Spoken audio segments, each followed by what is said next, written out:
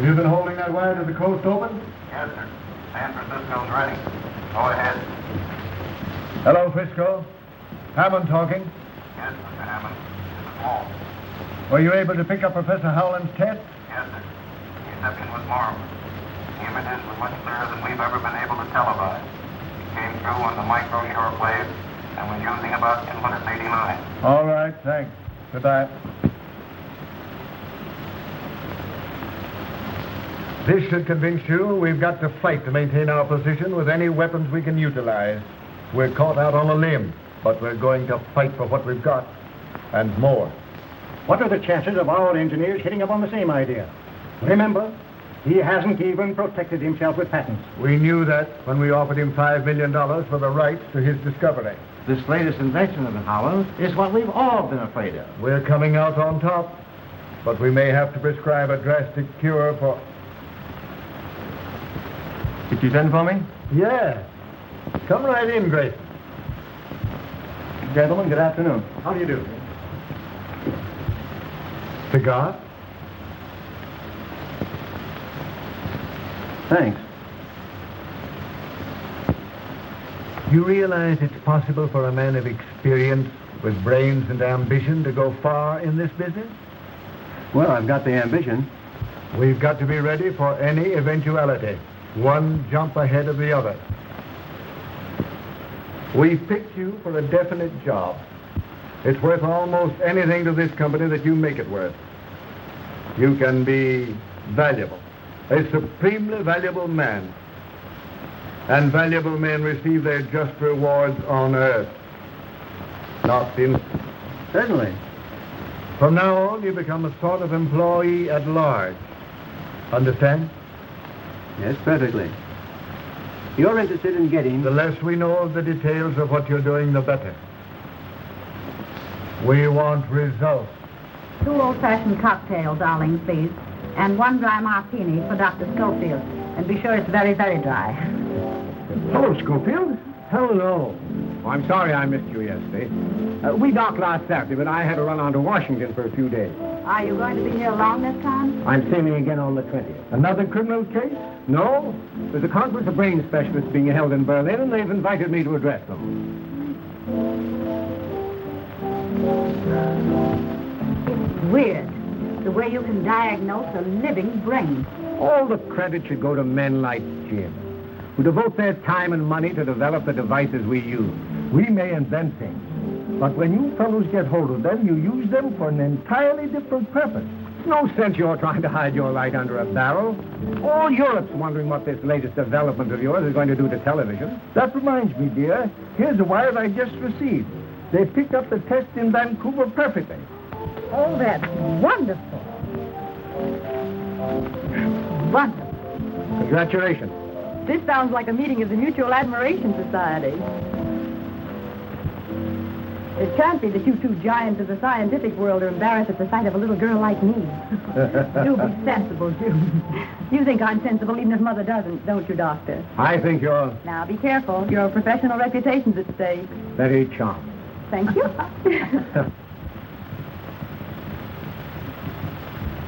But Howland must realize that when he begins televising a regular schedule, he's liable to run into difficulties. In what way, sir? He may not be so fortunate in securing men like yourself when he increases his operating staff. I don't think there will be any difficulty. You'll admit there is always the possibility of an employee becoming disgruntled over some fancied injustice. Dissatisfaction always leads to temptation. There's always purchasers for valuable secrets. I see what you mean. However, I doubt you'll be able to convince Professor Howland. Think it over. Goodbye. Goodbye, Mr. Barry. Hello. Oh, hello. Package. Really? It's Time Magazine. Oh, here you are.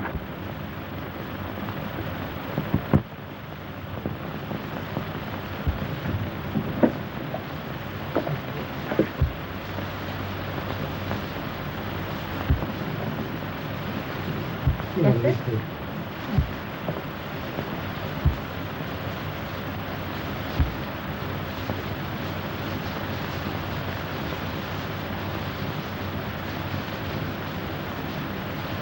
Mm-hmm.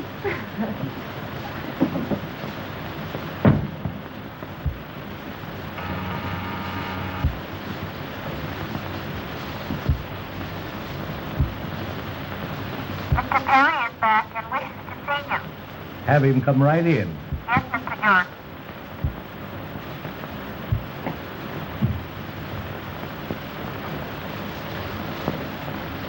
Well, well. This is indeed an unexpected pleasure. Now,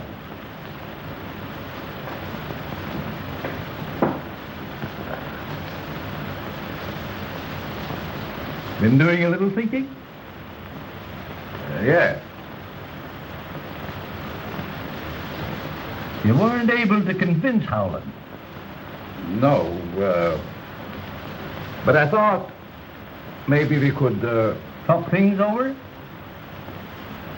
yes, and come to an understanding?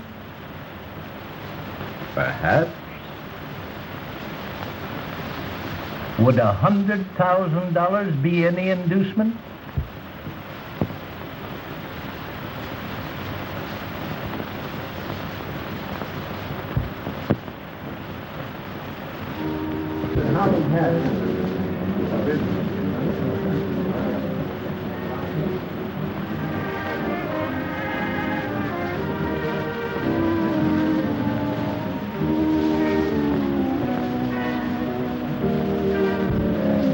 The last word in physiological television, which I'm going to show you tonight, is so big that I'm really frightened every time I think of it, Ed.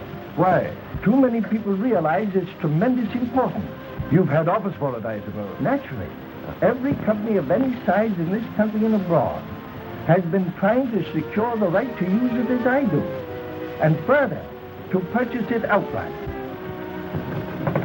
Oh, I can recommend this brandy. I think I will. Over an island far over the sea, there is a collie whose way. I'm sorry, I couldn't get away. Oh, I beg your pardon. Disappointed? Not exactly, but you see, I promised to meet Dick here right after dinner. And instead, you ran straight into my arms. I did not. Certainly you did. I certainly did not. If I hadn't been here to catch you, what would have happened? I'll show you.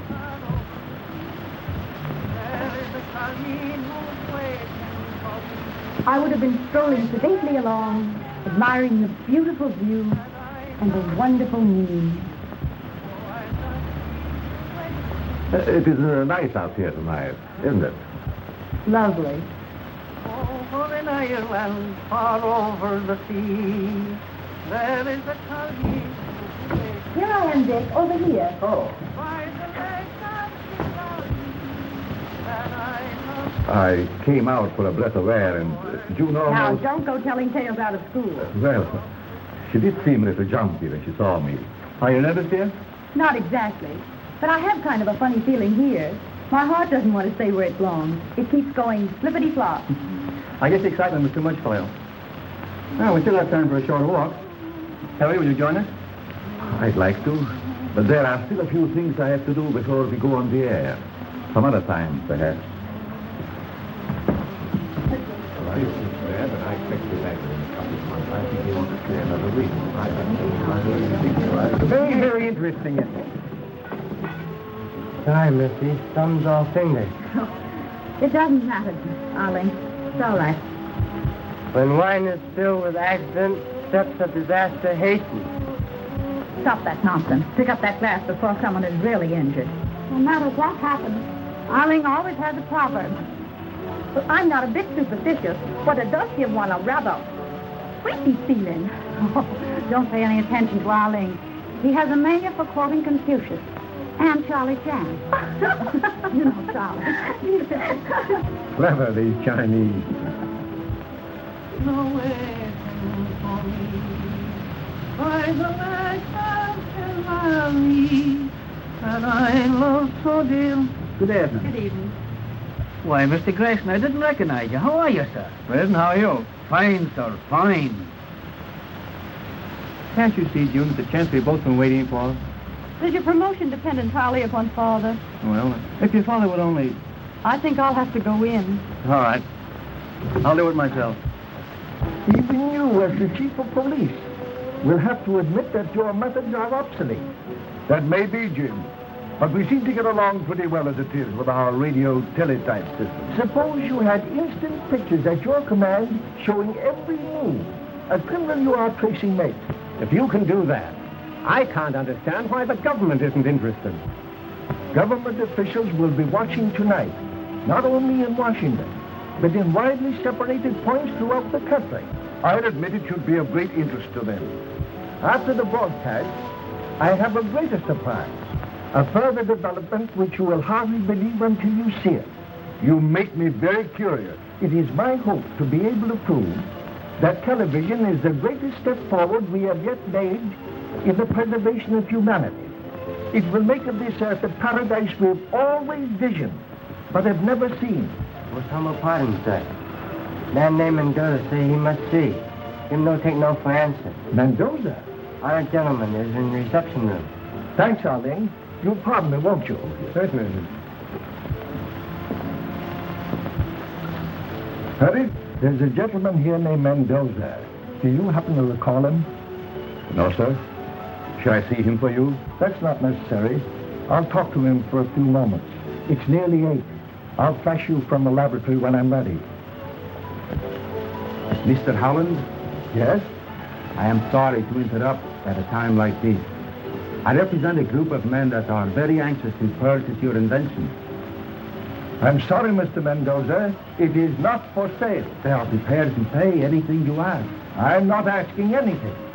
In that case, Mr. Howland, I must insist that you do not go ahead with the demonstration you are planning this evening. Just whom do you represent? I am not at liberty to tell you, but I assure you they are a very powerful group. Then there's nothing more to be said. Good night, sir. Good night.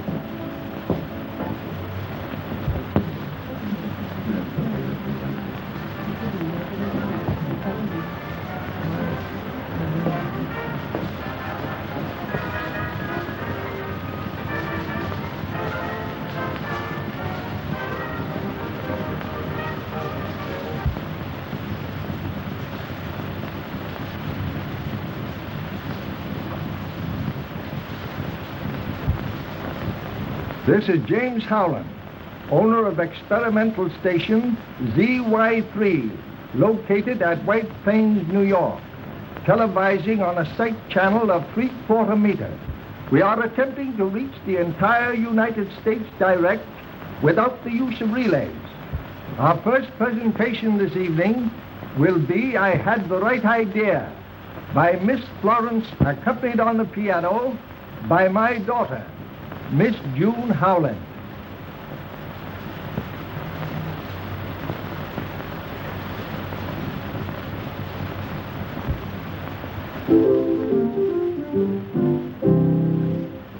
I had the right idea when I picked this night.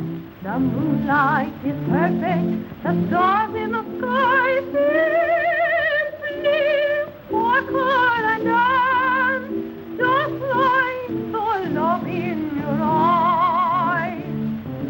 I had the right idea when I picked this night. The air feels as though it is filled with the glow. It's all on romance. I'm in a heavenly trance. Your lips entice me, and my arms fit nicely around you. I'm heading for bliss when words and feeling are spoken within the consummation of a very first kiss. I had the right idea when I picked this night to tell you I love you. I think you're divine, and I want you to be forever so mine.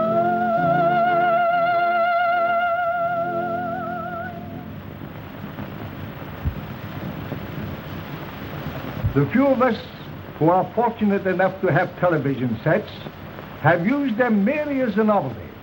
When we had nothing else to do, we tuned in on whatever program we were able to pick up.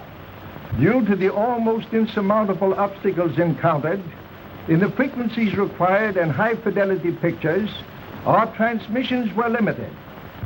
But these obstacles, I am happy to say, have been overcome. This in itself was a scientific triumph, but still I was not satisfied. I felt that television should be something more than just another form of amusement. Therefore, I continued my experiments. I'm now going to show you the latest developments which deal with the transmission of television in the quasi-optical region. It is now 1:15 in Paris.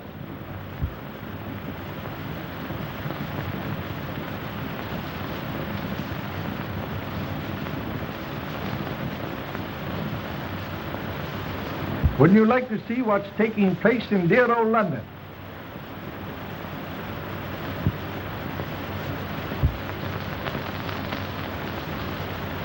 London still has its fog.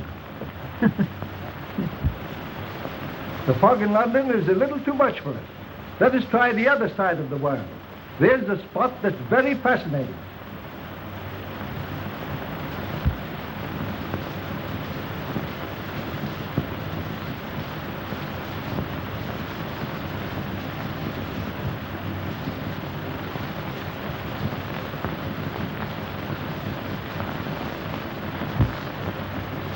Just remembered a phone call I should have made. Do you mind? Certainly not.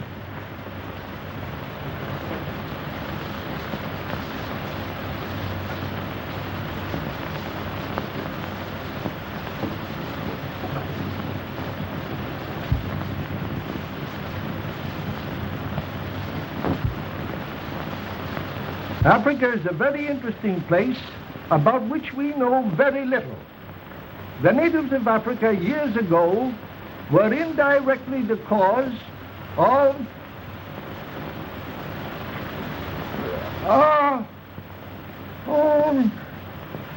civil war. Turn on the lights, Perry. Somebody turn on the lights. Turn on them lights.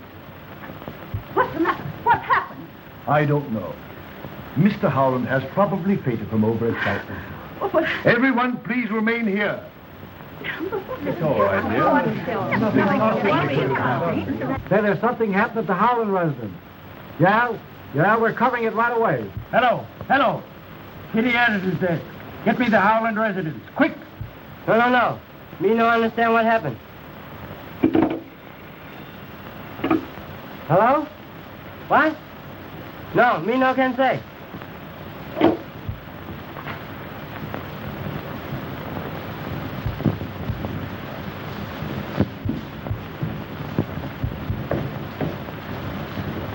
What's wrong? Mr. Howland is dead, sir. Dead?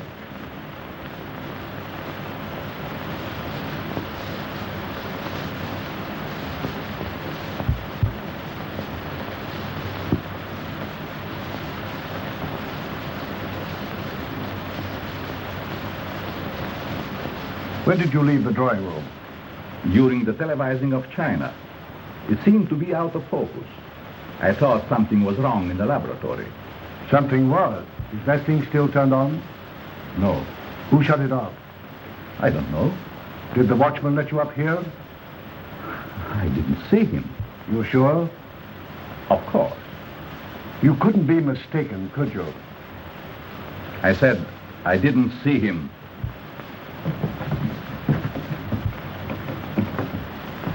It would be better if you didn't. Come, Mother.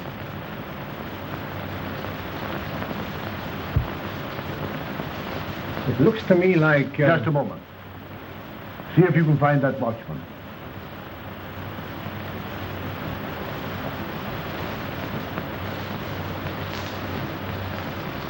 Now, Doctor. The last thing I want to do is thrust a murder on you, Nelson. But this certainly looks like it to me. You believe that the blow on the head caused his death? At the moment, I'd be inclined to say that it did. What's that you have there?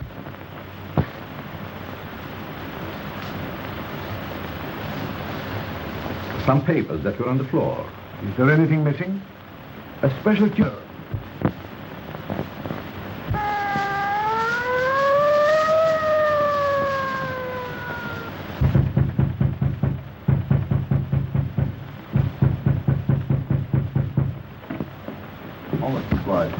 Hello, Chief. Hello, boys. Now, I want a man stationed at each door, and I don't want anybody to leave this house. Fraser, you get a couple of boys and go up to the laboratory. Tell the coroner to phone his report to me here. Yes, sir.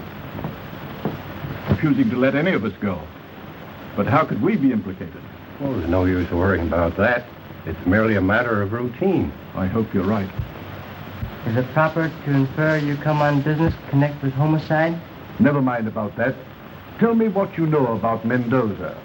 So sorry, but humble servant know nothing about honored gentlemen. You sure of that? Regret. Humbly suggest you squander valuable time. Say, tell me, just how long have you been interested in television? Since student days in China, have honored to be one of 12 students sent all over the world to learn from masters. Did Howland know that? Such matters are not yet presented. Wonderful. Too bad it was out of focus at the spots, isn't it? You must be mistaken. The detail was perfect. You're certain? As a matter of fact, I've never seen anything quite so clear. It was a revelation to me. Did you, by any chance, notice anything just after Howland fell? You mean the shadow that flashed on the screen? Yes. Could you tell what it was? It looked to me like the reflection of a person going toward him. Did you see Miss Spencer leave the laboratory? I sure did, with her sweetie. Shortly after that, I started to light me pipe when somebody snaked up and grabbed me from behind. Oh, I'd like to get me hands on him. Think you could recognize him? Appreciate for Howland's invention. Who hasn't? Of course, you're interested in it from a business standpoint. Well, I guess you'd call it that, yes. Then why didn't you stay for the entire demonstration? Well, I promised Joan I'd meet her when she'd finished. Did you? Certainly. Where? At the laboratory, of course. Did you stop on the way or go direct? Well, no. That is, when I left the house, I thought I saw someone moving among the trees. Whoever it was got away. I met June as she came down. Did you return directly to the house? Well, no. Aren't you getting a little bit personal? Come in.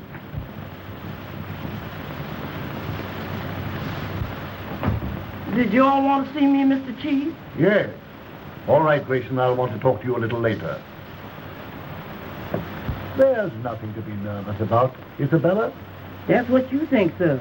But you ain't been listening to Chinese death and just asked the simple since Mr. Howland died. All this excitement ain't too much for my heart. That's what I want to talk to you about. My heart? No. I didn't have nothing to do with it, honest, I didn't. I'm sure you didn't. But did you see anybody come through the kitchen earlier tonight? I didn't see a soul. Were you there all the time?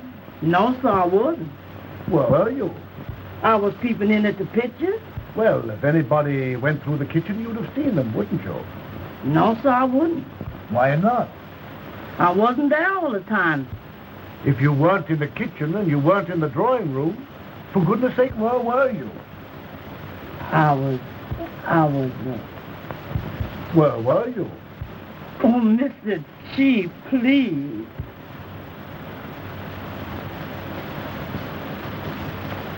All right, run along, Isabella.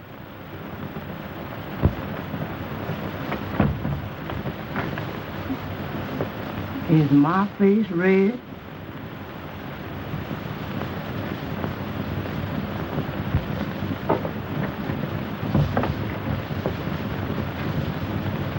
Come on, let's take a look at the rest of them.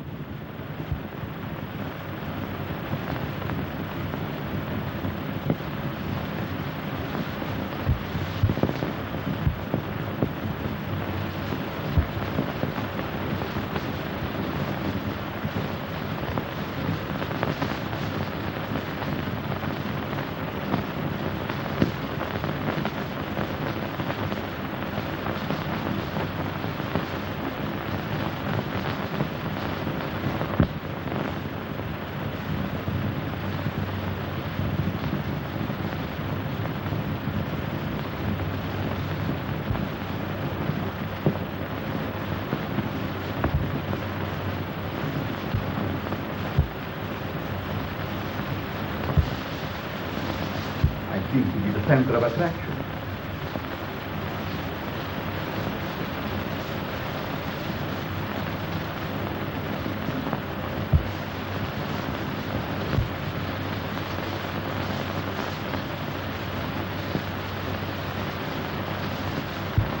Well, I couldn't swear that any of them was the one.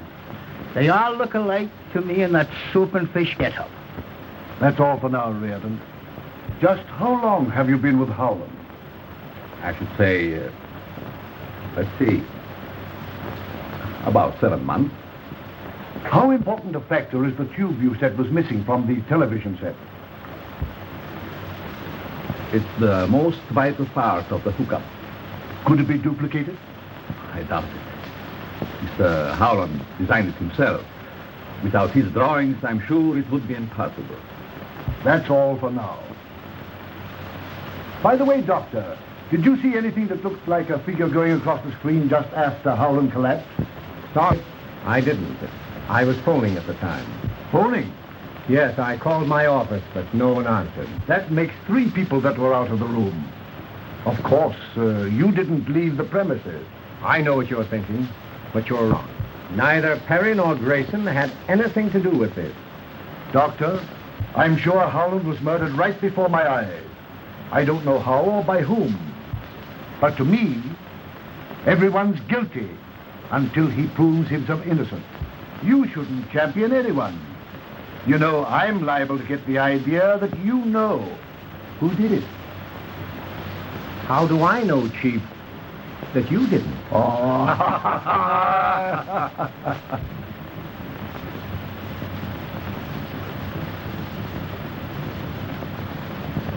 Oh, Lordy.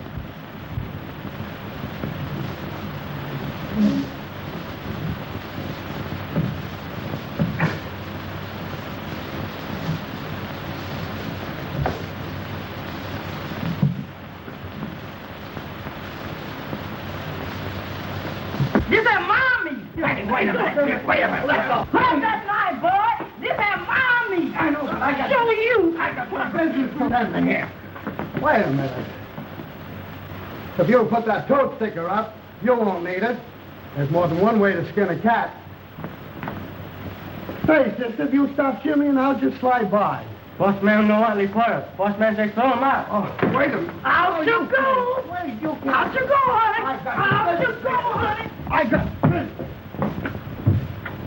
But I told you I got business here. Him great Charlie Chan say, the matter is settled. Tiny omit surprise feelings. We sure been there. Where's Mr. Nelson? Why, I don't know. Would you mind trying to find him? Father's safe has been burglarized. You'd better notify him yourself. Anything new, Nelson? Mother would like to see you at once, Mr. Nelson. Father's room has been broken into.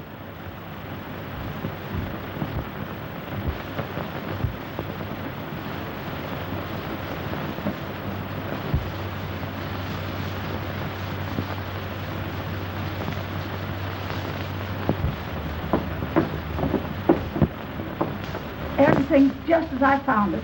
I haven't touched a thing. Would you know if anything has been taken? I'm sure I can help you, Mr. Nelson. I'm familiar with most of Father's things. If they only wanted to rob my husband, why did they have to kill him? It is very evident that someone in this room removed those prints from Mr. Howland's safe. Everyone is more or less under suspicion. And I'm asking that you all submit to a thorough personal search. A matron will be here in a few minutes, and I am sure the ladies will have no objection. I never knew a policeman was as nice as Mr. Nelson. I suppose the only time you've ever met one was when he yelled, "Pull over there, lady. Where do you think you're going, to a fire?" Nobody is to leave this house until those papers are found. I'd advise you, gentlemen, to submit it. Because if you don't, I'll hold every one of you for the next 72 hours. And I assure you they won't be the most pleasant hours you've ever spent. Well? I have no objection.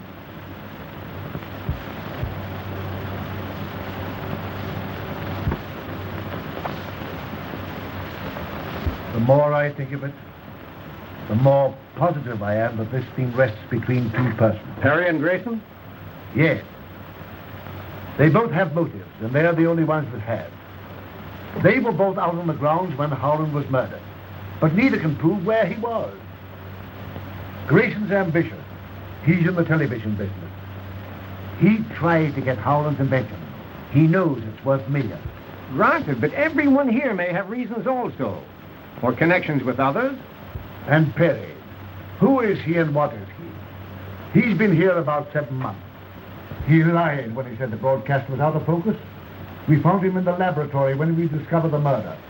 He's the one that says the vital part of the television set is missing. And now the prints are gone. I'm going to place both of them under arrest and charge them with murder. Now, don't do anything hastily. You remember when I examined Crowley's brain for you about a year ago? Well, what's that got to do with it? I told you at that time the man was a potential murderer? Yes. Your experts sneered and scoffed. Yet within 6 months from that time, he was convicted and sentenced to death. Well? If you will permit me to send for my apparatus, I'll prove to you that neither Perry nor Grayson could have committed this murder. Oh, you're talking sheer nonsense. Well, let me telephone my office and have Alan bring it right over. Oh, all right, go ahead.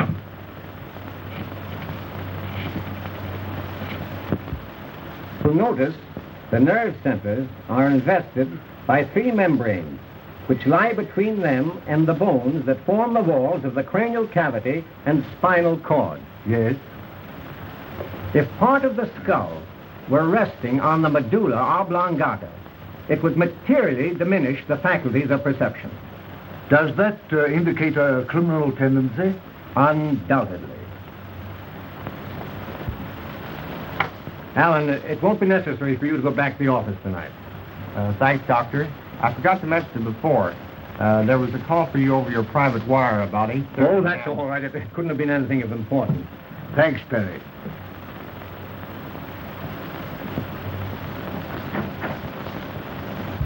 Have I convinced you, Nelson? Well, I don't know. Perhaps you have. Then you agree with me that neither of these men are guilty? In a way, yet yes, I'll agree with you. The only difference in their brain development is the size, and scientifically, that has no significance.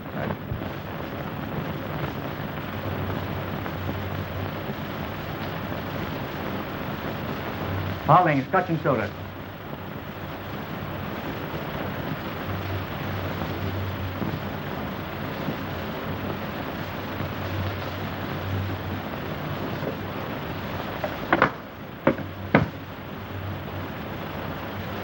Glad I happened across you. The inspector wants to see you. He's upstairs. Oh, thanks. Well, I wonder what he wants this time. He wouldn't say.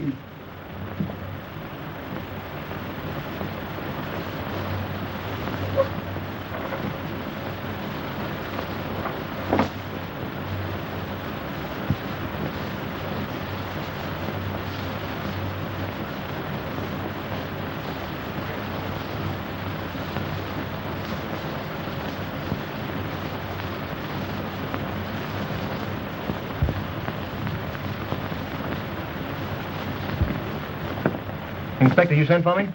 Huh? No. Well, he... Funny. We're getting a little close in here. Yes, it is rather warm.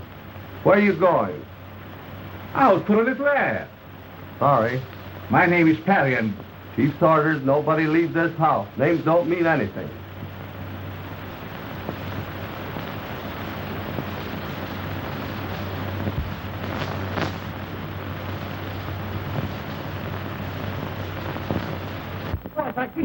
I got business here, and I don't want to be roughed up like this. I tell you, I wouldn't come in to I told you I got business. I keep telling you I got business here. Can't you understand? That guy, I don't know how he gets in, but he's giving us a lot of trouble.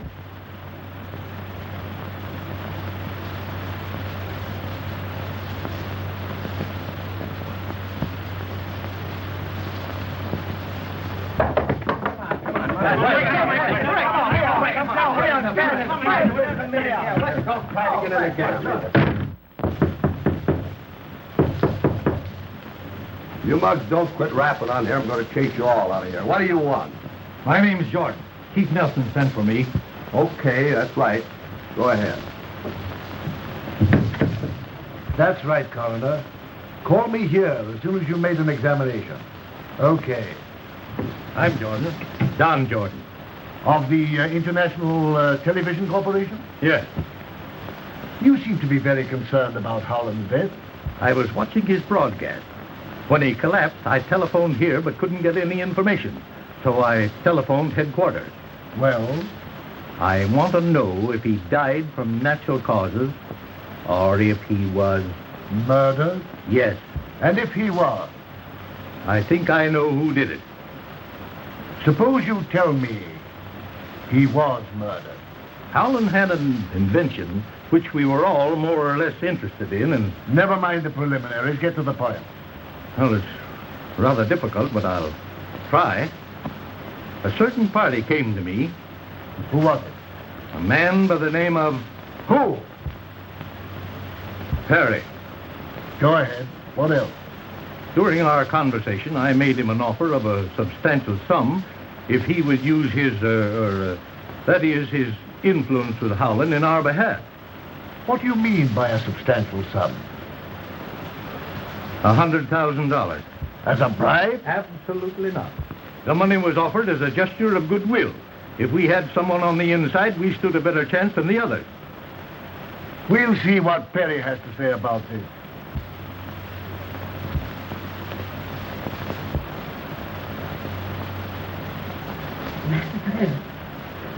Oh, Lordy, Lordy. Oh, Lordy. What's this all about?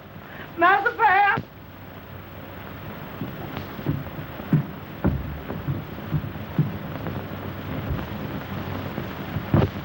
He's the man who came to my office. You sure? Positive. I wonder who could have done it. It's a mystery to me. That am Arlene's knife. It was stuck away in the corner of the bedroom. This is yours, isn't it? Yes. The knife belonged to me. Then why did you kill Perry? Mr. Perry is a very good friend. Chinese do not repay friendship with death. You're lying. You know you killed him. Charlie can say sometimes look frightful liar. Take him to his room and see that he doesn't leave there. Nice to say, he who takes what gods may send has learned life's most important lesson.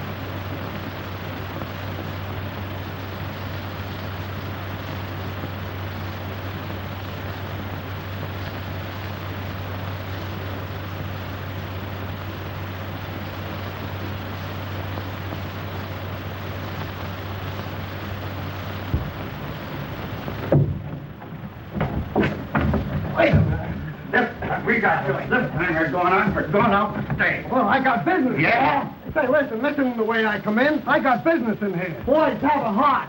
I've got business here. I've got important business here. Well, listen to me, will you? Now, You're out. Now stay out. you might not come in this way, but this is the way you're going out.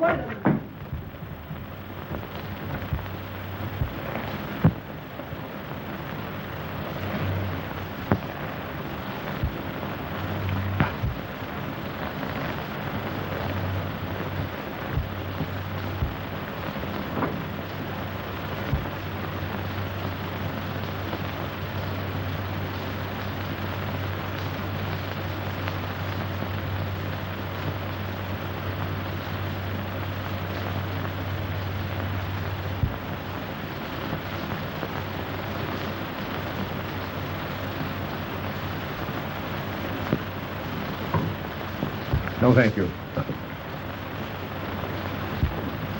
Mr. Nelson, I know it sounds perfectly silly, but I just saw Perry. Why? That's impossible. Now, dear, you're naturally upset and nervous. That doesn't alter the fact that I saw him. Don't you think you'd better take something to quiet your nerves? June, where'd you see him? In the upper hallway. Oh, Lordy, Lord, I done seen a ghost. Oh, I done seen a ghost. I know I seen a ghost. Oh, Lordy, Lordy, I know I seen a ghost. I know I saw a ghost. Oh, Lordy, damn that ghost again. Did that ever come alive? Missy, don't let him touch me. Be sensible, Isabella. He's not a ghost. What does this mean, Perry? I'm sorry, Chief, that I wasn't able to take you into my confidence before.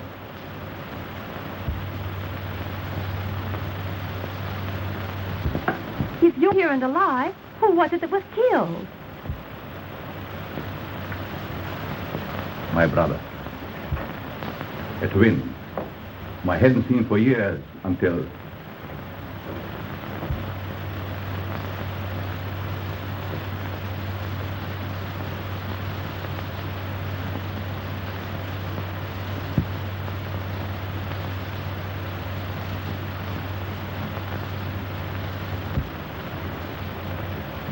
That him, all things nice. It's tucked away in the corner of the bedroom.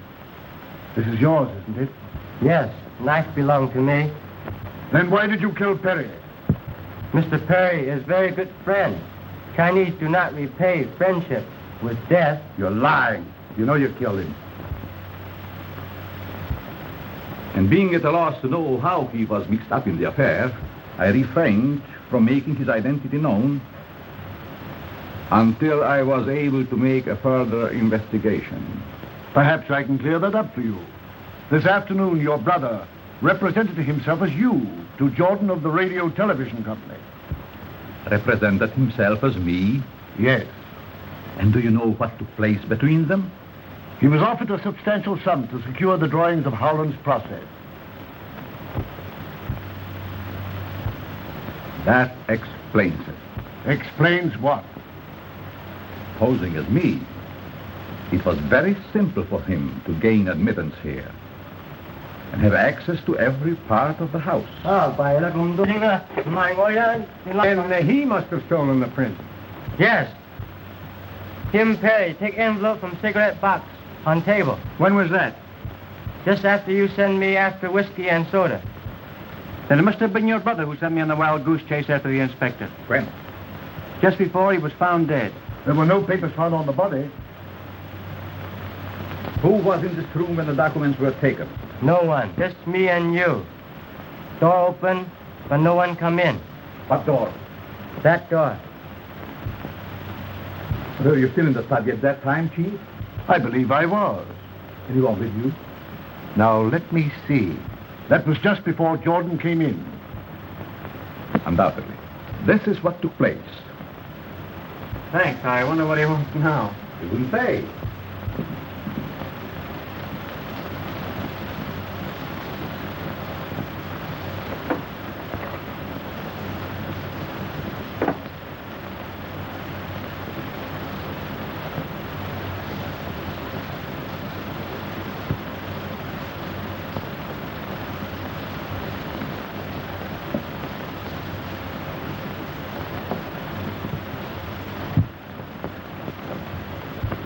Isn't that correct, Doctor? Yes, I did see you, or rather, as you say, your brother take the papers. Earlier tonight, in view of thousands, Mr. Howland was killed by his own invention. His killing was not accidental. It was a deliberately conceived, cold-blooded execution, cleverly maneuvered so as to give the murderer a perfect alibi. Little did Professor Howland realize the surprise he promised you would aid in discovering his murderer. Tonight, a permanent record of everything televised was made on film. Now you're going to see part of that record. Many of you, no doubt, have seen or heard the radio demonstration of starting an automobile motor by voice vibrations. This is not a difficult thing to do. In this instance, the murderer used sound instead of voice. At exactly 8:29, Dr. Schofield made a telephone call from this house to his office.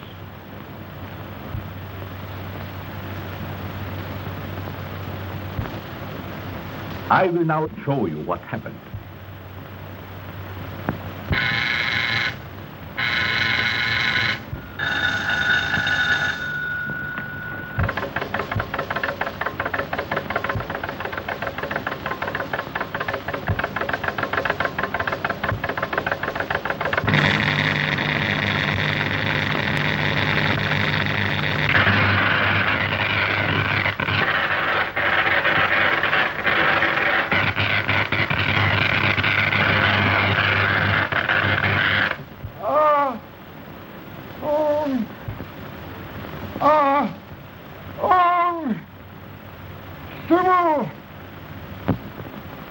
The light that you just saw envelop Professor Howland caused his death. How could such a thing be possible? Dr. Schofield's equipment, which you have just seen, radiated waves direct to Professor Howland's laboratory. When these waves came in contact with those the professor's equipment was radiating, they created interstellar frequency, which is the death ray. Your contacts with foreign governments interested in television are known. Fantastic.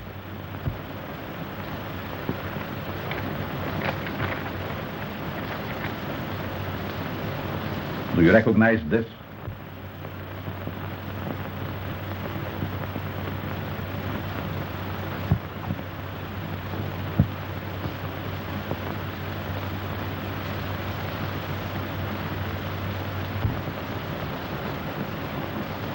I thought so. May I have that envelope, Doctor? I'm sorry I can't accommodate you.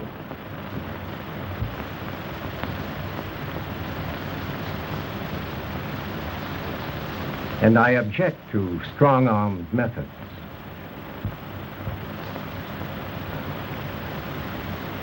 Perhaps you would like to have a look at this.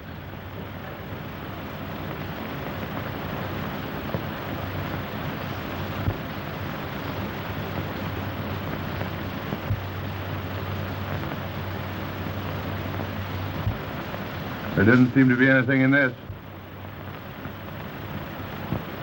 Aren't you carrying things with rather a high hand? Not at all.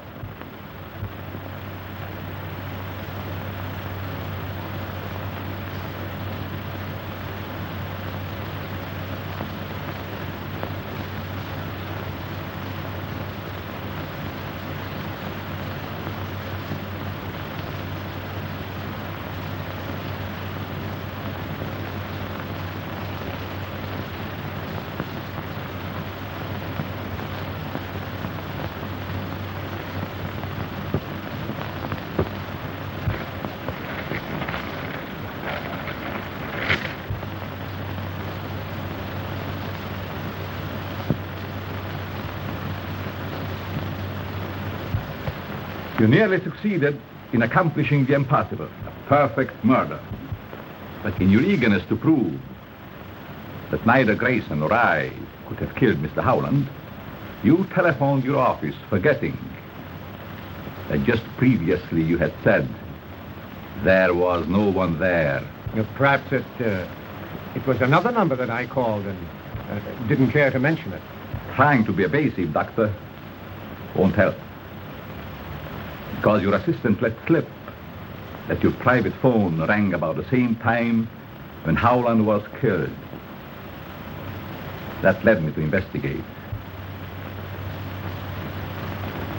When you saw the very thing in another's possession for which you had committed murder, you took a dagger from Arlene's room and followed my brother. You killed him, believing the suspicion the knife would cast on the houseboy would let you get away without any difficulty.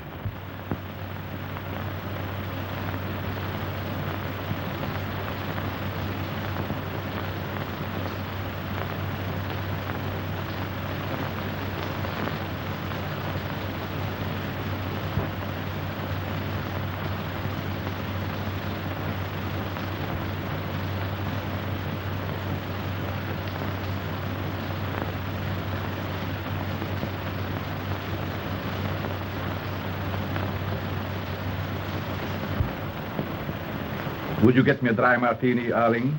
Yes, sir. At once. 2 olives.